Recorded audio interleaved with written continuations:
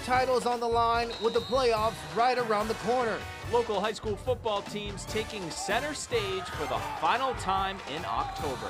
We have the night's top plays and scores from across the Palm Beaches and Treasure Coast. WPBF 25 Sports presents Football Friday. Oh yeah, it's week 10, can you believe it, of the high school football season. Somewhat of a playoff before the actual playoffs begin, Yanni. With tonight being the final night of district play, we'll know exactly which teams are getting that automatic playoff bid. Several district titles on the line tonight, including a few on the Treasure Coast. And it's pretty simple. Win and you're in. That was the case for our game of the week, Treasure Coast at Centennial. A win for the Titans. They win District 6 in 8A outright and head to the playoffs.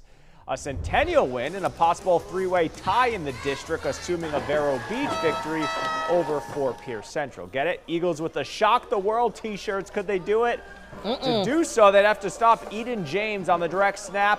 The son of Hall of Famer Edgerrin James with the stiff arm spins down inside the 20. Mauricio Porca punches it in moments later. 6-0 Treasure Coast. Eagles knowing they have to force some turnovers if they want to win this game. They get a fumble and a recovery. That leads to a field goal.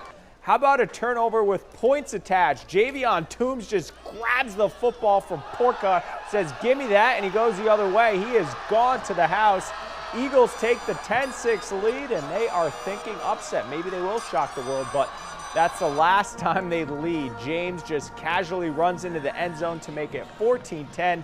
And the Titans pour it on in the second half. They win 42-10, their first district title since 2010, and they are heading to the playoffs. We're going to keep things in District 6-8A with a Vero Beach matchup at Fort Pierce Central. Indians can't afford to slip up here. First possession of the game, they don't. Vero Beach's Maury Smith back to pass. He throws to Vendravius Jacobs in the flat.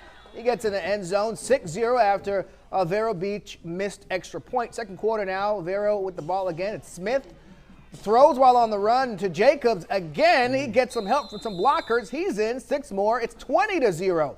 Vero Beach in control at this point. Quincy Rogers gets the handoff right side, cuts back inside. He will not be caught. That gives the Indians a 27-0 lead. Indians cruise to the win, 41-7, the final.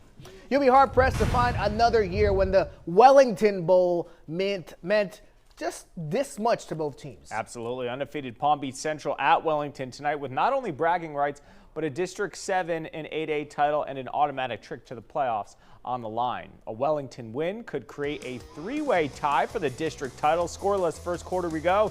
Broncos' Ahmad Haston swings it out to Markel King. Shane, watch him absorb the hit and then just speed through the defense, not phased at all. That's one of the best plays you'll see this year. Touchdown Central. Wellington responds on the kickoff. Reese Larson back to field it. Straight up the middle, breaks the tackle, goes down the sideline. Our photographer James is following the play, but watch this.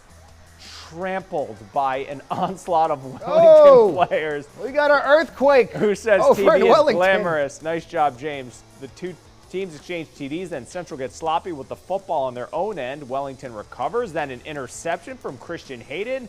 He comes up with the big pick. Back and forth, but Palm Beach Central wins this thing 17-14 to take the district title and go 7-0 on the year. Close game there. Jupiter at Palm Beach Gardens with outside chances of the postseason, trying to finish the season strong either way. Second quarter, Warriors up 1. Landon Carr, as smooth as a Cadillac, scores easily to put Jupiter up 14-6. Later in the second, Guards with an answer. Brandon Campbell across the middle to Navion Cargill. No safety in the middle of the field. What are we doing, guys? Easiest touchdown of the year for him. Cut the Jupiter lead to 1 before the half. But Jupiter, known for their running game, right? But the Gardens defense here sniffs this one out. Christian Lopez, not fooled, comes up with the sack.